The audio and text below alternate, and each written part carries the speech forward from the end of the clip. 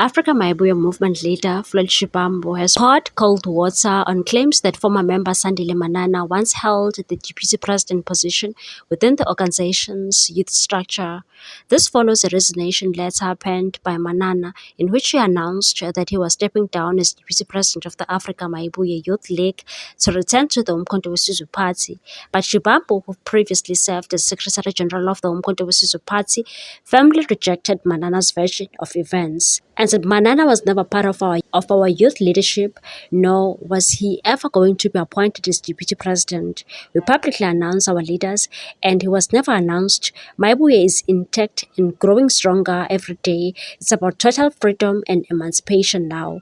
In his resignation letter, Manana declared his intention to rejoin the Umkhonto weSizwe Party, calling it the only vehicle to totally liberate and unite all black people, and said, I wish to contribute to the revolution for a truly free South Africa and to advance the agenda of emancipating black people from the shackles of poverty.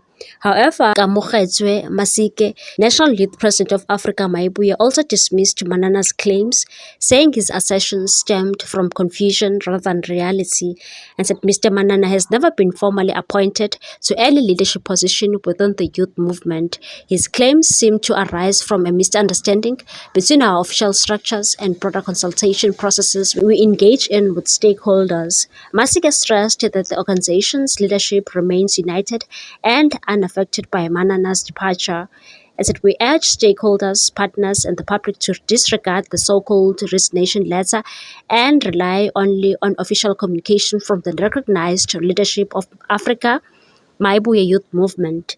Despite Manana's attempt to frame his return to the Umkhonto weSizwe Party as leadership shift, the Maibuya movement insists it is business as usual.